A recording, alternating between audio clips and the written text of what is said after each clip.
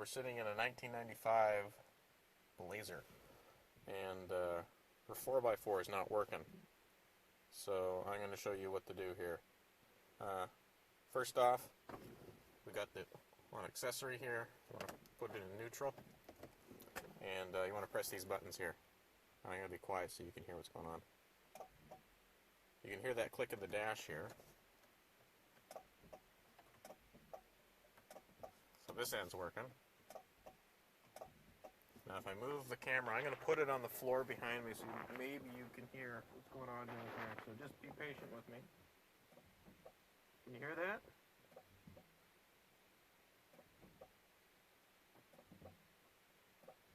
That's me putting it into 4 high, 4 low, and 2-wheel drive and moving it around.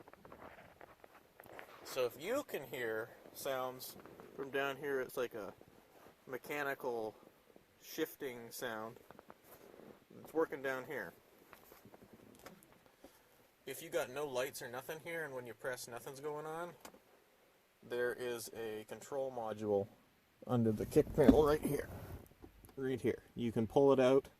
You got to lift up this strip here, remove this panel, and pop that off, and there's a panel just, it's like right in there on the back. Check to see if any of your pins are corroded. If they're corroded, you can use an oxyacetylene or a jet cleaning kit to clean them out. Use some contact cleaner. If they're not super bad, you can put it back together and it should work. If not, clean it again. If still not, then you might have some more serious electrical issues. If you do that, and then you have this, try your 4x4 again, it might work. If you have this and no clicky clunky, then you want to check your power, check that you got power and vacuum to your module on the transfer case. If you have none of that, then you need to check your vacuum lines and so on and so forth. But in this particular case, we have clicky clacky from the transfer case. We have blinky blinky from the dash.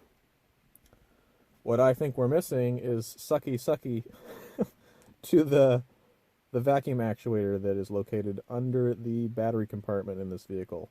There's a vacuum line that goes from the transfer case to an actuator under the battery box, and that pulls a cable that connects to the front differential, and that's what engages the front differential for 4x4. So either the vacuum lines are bad, the actuator's bad, the cable is seized, or the plunger in the rear end is seized, or the cable's disconnected, or imagine I've got a sixth finger here, or there's something going on at the transfer case with the, I think it's a solenoid that allows the vacuum to go to the actuator. So what we're going to do, put this thing back in park, shut it off, pull the key out so it doesn't scream at us, and we're going to pull the battery out, we're going to check the actuator, and if the actuator's good, we're going to suck on it. If the actuator's good, then we're going to check the vacuum in the lines, and if the vacuum in the lines is good, we're going to crawl under this old Blazer, and we're going to look at the module on the transfer case. So we're in like sin. There was a half-inch bolt here, half-inch bolt here, half-inch nut that actually is also doubles as the retainer for the battery. And focus, this is our vacuum pod, and this is the cable that goes down to the front differential. Surprise, surprise, it's not connected. So that's probably our issue. We're going to hook it back up, and then we're going to see if the 4x4 works. I do believe somebody has been in here before. There's tape on this, and I don't think that looks very factory. But I don't know. I don't work on a million of these things every day. But I don't recall seeing one that has a messy electrical tape job on the end like that. So let's plug this in and we'll see what happens. Hello, this is after filming Editor Cohen, and Editor Cohen wants to show you guys a diagram of how the 4x4 works. So you've got your vacuum line here. So this is the vacuum line. You've got a little module here. 3, I'll give you the thing right there. So that's the vacuum switch. So when you press the buttons on the dash, the vacuum switch does its magic and allows vacuum to pass through to this actuator here. And the actuator right there is where we were disconnected. So that actuator has the cable that comes out of it, and it goes down into the transfer case. And then in the transfer case, you can see right there, got a gear on a slider, and it just moves it like that. And that's what engages your front differential here. So we were lucky enough that that was a pretty easy fix.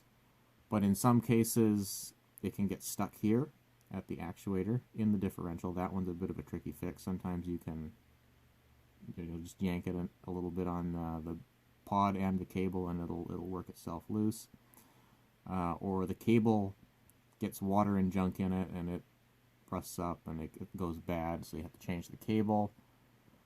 But more frequently than not, this pod right here, at least in my experience, stops working. It's just got a little rubber diaphragm in it, and when you apply a vacuum to it, it pulls the diaphragm down, and that pulls the cable, and that pulls the gear, and that's what engages stuff. So what happens is that diaphragm gets a rip in it, and the vacuum leaks through, and it doesn't do what it's supposed to do. So that's usually a pretty good suspect to check out. If you can test that by sucking on it, and if when you suck on it, you put your tongue on the end of the where the little hole is there, leave your tongue on there, and wait. And if your tongue sticks to it and it doesn't let go, then it's got a good vacuum. So because it's holding the vacuum's what's holding your tongue to the little nipple thing there. So if that's good and you're still not, getting what you need, you can check the line here, see if it's come off at the transfer case end, see if it's got a crack in it, all sorts of stuff. And if that checks out to be okay, you want to check out your little vacuum switch. And from there, it gets into a little bit more complicated territory. You're checking for electrical signals and stuff like that, and incoming vacuum and all that. There is vacuum lines that go to the switch that come from the engine. You can check those ones too. But generally speaking, in my experience, it's usually this guy here. And it was this time, except it was the hose that fell off, which was convenient enough. So you can find this diagram yourself. All you have to do is, I found this one on blazerforum.com. I think I just Googled, what was it? 1995 Blazer vacuum diagram, 4x4 vacuum diagram, and it came up with this. It's amazing what you can find on the internet these days. Anyways, hopefully that helps. Bye. Alright, she's running. Oh, yeah. Oh, hold on. Oh, yeah. It's probably 4 low.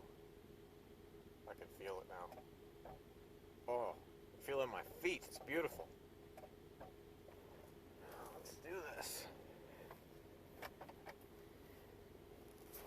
Give her a sharp turn. Oh, yeah. We're 100% grabbing. Can feel it jumping. That's a good sign.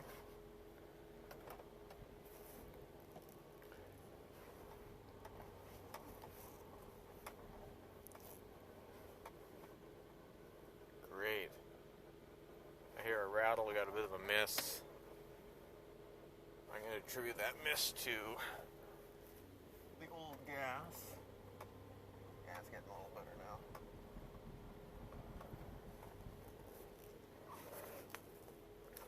Well, that's that. She's fixed. Thanks for watching, everybody. Hopefully this can help somebody out there. It's a pretty short video. I didn't expect it to be quite that easy. I haven't seen the vacuum line fall off before, but I guess there was enough oil down there, and there wasn't even a spring clamp or nothing on it, so makes sense, I guess. Till next time, y'all stay safe, be nice to each other. A lot of people out there yelling at each other and forgetting that we're all stuck here together, and we should just get along. Not everybody can agree on everything, but it doesn't mean everybody has to be an asshole. See y'all next time. Bye-bye.